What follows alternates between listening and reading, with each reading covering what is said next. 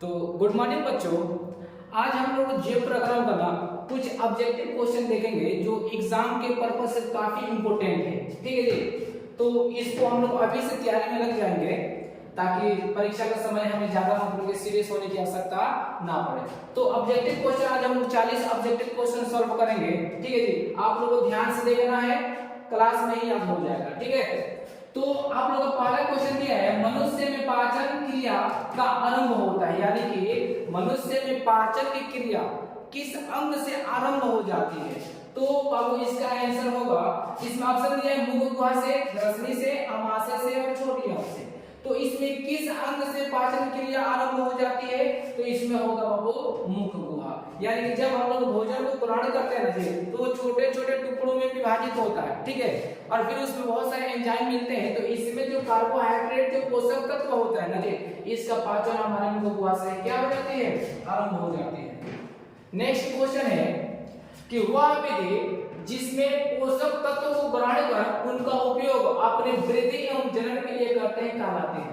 यानी कि जो भी जीव जंतु होते हैं वो पहले क्या करते हैं, वो पोषक तत्वों को अपने भोजन के रूप में ग्रहण करते हैं और फिर उन्हें विभिन्न शारीरिक कार्यों को करने योग्य बनाते हैं। तो वो प्रक्रिया क्या कहलाती है, किस माध्यम से लोग अपना पोषण करते हैं, अंतःग्रहण, पोषण, परपोषण, पोषण और स्वपोषण। तो जीव किस माध्यम से अपने पोषक तत्वों को ग्रहण करके वृद्धि एवं जनन करते हैं, तो इसमें बाबू इसका आंसर होगा पोषण। ठीक है, अगला क्या है, इनमें किसके द्वारा अमीबा में अंतःग्रहण होता है, अमीबा भोजन का अंतःग्रहण किस अंग से, किस भाग से ग्रहण करती है, तो इसका आंसर हो जाएगा बाबू कुटपाद। कुटपाद के द्वारा अमीबा जो होती है ना वो अपने भोजन को ग्रहण करती है। ठीक है, अगला क्वेश्चन है कि वायुमंडल में CO यानी कार्बन डाइऑक्साइड, ठीक है जी, का कितना प्रतिशत विद्यमान है, तो यहाँ पर हो जाएगा 3.0 E। ठीक है जी, अगला क्वेश्चन होगा कि आमाशय में भोजन के गाढ़े लेय की तरह किस स्वरूप को कहते हैं। यानी कि आमाशय में जब भोजन जाता है ना तो उसमें वो एंजाइमों से मिलकर के वो गाढ़ा लेय की तरह बन जाता है। तो उस गाढ़े लेय को क्या कहते हैं, तो उस गाढ़े लेय को हम लोग काइम कहते हैं। ठीक है, नेक्स्ट क्वेश्चन की ओर चलते हैं। दिया है कि निम्नलिखित में जठर ग्रंथि की कौन सी कोशिका हाइड्रोक्लोरिक अम्ल का स्राव करती है। जो हाइड्रोक्लोरिक अम्ल जो होती है, ठीक है, उसका आमाशय का कौन सा भाग उसका श्रवण करता है, तो इसमें हो जाएगा बाबू द्वितीय कोशिका। द्वितीय जो कोशिका होता है वो क्या करता है, हाइड्रोक्लोरिक अम्ल का स्राव करता है। नेक्स्ट क्वेश्चन दिया है रक्षित कोशिकाएं पाई जाती है, यानी कि पेड़ पौधा जो होते हैं ना, पेड़ पौधों में रक्षित कोशिका पाई जाती है। और ये पेड़ पौधों के किस अंग में पाई जाती है, तो पहला ऑप्शन दिया है जड़ में, पत्तियों में, फूलों में और फलों में। तो रक्षित कोशिका जब भी पाई जाएगी बाबू तो ये पत्तियों में पाई जाएगी। ठीक है, नेक्स्ट क्वेश्चन दिया है वसा का पाचन में सहायक होता है, तो वसा का पाचन कौन करता है बाबू, तो लाइपेज करता है। ठीक है जी, नेक्स्ट क्वेश्चन की ओर चलते हैं। अगला क्या है, छोटी आंत में भोजन के पाचन में निम्नलिखित किस रस की भूमिका होती है। यानी कि छोटी आंत जो होती है ना, ठीक है, उसमें कौन सा रस यानी कौन सा एंजाइम स्रावित होता है जो भोजन को पचाने में मदद करता है, तो इसमें हो जाएगा बाबू पीत रस, अग्नाशय रस, आंत्र रस, इनमें से बाबू ये सारे रस हो जाएंगे। ठीक है, नेक्स्ट क्वेश्चन अगला दिया है कि पौधों के उत्सर्जित पदार्थ होते हैं, यानी कि जो पेड़ पौधे होते हैं ना जी, वो अपना क्या करते हैं, पोषण की प्रक्रिया करते हैं। ठीक है, तो पोषण की प्रक्रिया के उपरांत उनके शरीर में ना कुछ क्या बनते हैं, एक्स्ट्रा पदार्थ बनते हैं जिनका उपयोग उनके शरीर में नहीं होता। ठीक है जी, तो वैसे पदार्थ को हम लोग बोलते हैं उत्सर्जित पदार्थ। तो देखो बाबू पहला ऑप्शन दिया है गोंद, दूसरा दिया है टैनिन, तीसरा रेजिन और चौथा दिया इनमें से सभी।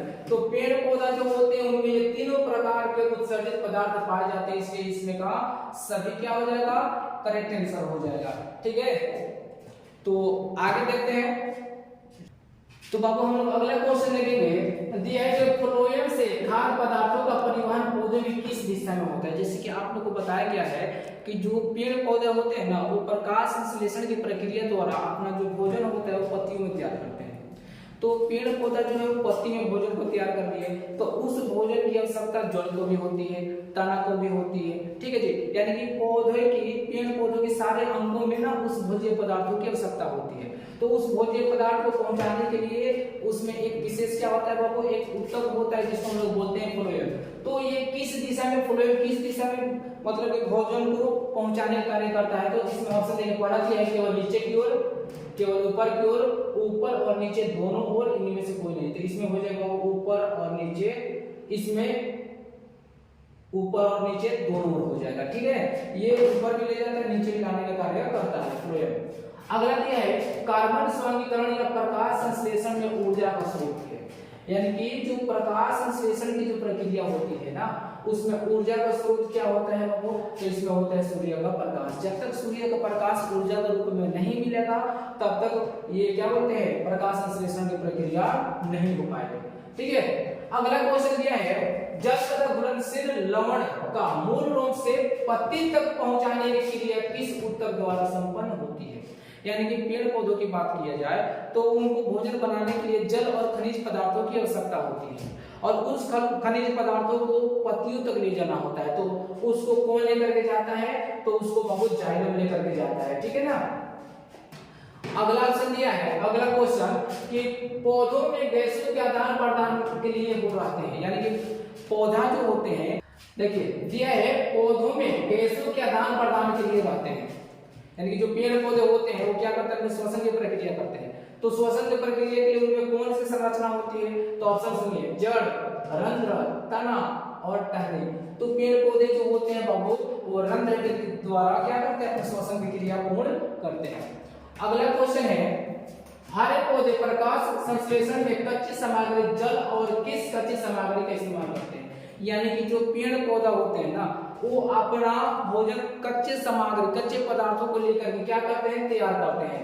तो पहला तो उसमें जल दे दिया है, और जल के अलावा वो क्या लेते हैं? तो बाबू पहला इसका ऑप्शन दिया कार्बन डाइऑक्साइड, क्लोरोफिल, सूर्य का प्रकाश, और चौथा ऑप्शन दिया है ऑक्सीजन। तो इसमें से कौन सा ऑप्शन सही होगा?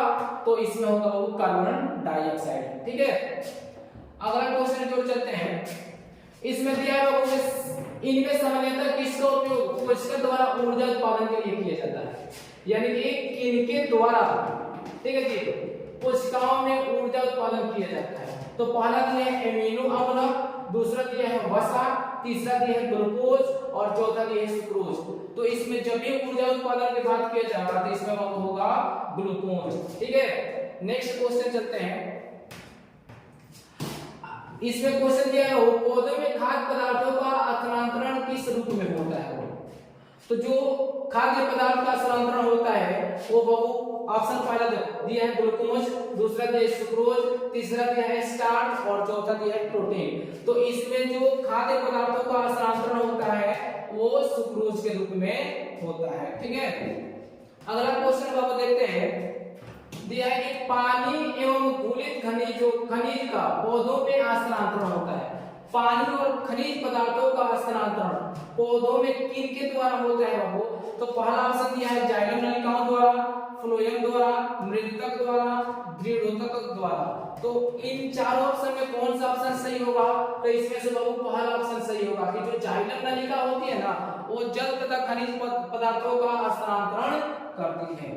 अगला क्वेश्चन देखेंगे बाबू, दिया है कि पौधे द्वारा CO2 लेने और छोड़ने की क्रिया को कहते हैं। जैसे कि पेड़ पौधा क्या करते हैं कि भोजन बनाते हैं, तो उस समय उनको ना कार्बन डाइऑक्साइड की आवश्यकता होती है। जब वो कार्बन डाइऑक्साइड को लेते हैं तो उसके बदले वो क्या छोड़ते हैं, ऑक्सीजन छोड़ते हैं। तो इस क्रिया को क्या कहते हैं हम लोग? तो देखो ऑप्शन दिया है पहला वाष्पोत्सर्जन, श्वसन, प्रासरण और प्रकाश संश्लेषण। तो इसमें से कौन सा आंसर करेक्ट होगा? तो इसमें हो जाएगा बाबू प्रकाश संश्लेषण। ठीक है, नेक्स्ट क्वेश्चन देखते हैं बाबू, दिया है कि श्वसन की क्रिया में खाद्य पदार्थों का क्या होता है? यानी कि जब श्वसन की हम लोग क्रिया करते हैं तो उसमें जो खाद्य पदार्थ होते हैं उनका क्या होता है? तो जब बाबू हम लोग कोई भी जीव है जब वो खाद्य पदार्थ ग्रहण करेगा या तैयार करेगा, ठीक है, तो उसका उपयोग वो तब तक नहीं कर पाएगा जब तक ये श्वसन क्रिया बाबू पूर्ण नहीं होगी। तो श्वसन की क्रिया होती है तो उसमें क्या होता है, वो जो भोज्य पदार्थ होते हैं ना उनका विघटन होता है, वो छोटे छोटे टुकड़ों में कन्वर्ट होते हैं। ठीक है, तो ऑप्शन दिया है, ध्यान से सुनो, पहला दिया है संश्लेषण, दूसरा दिया है दहन, तीसरा दिया है विघटन और चौथा दिया है परिवर्तन। इसमें से कौन सा ऑप्शन सही होगा? तो बाबू इसमें से तीसरा ऑप्शन सही होगा, विघटन। ठीक है, नेक्स्ट क्वेश्चन की ओर चलते हैं।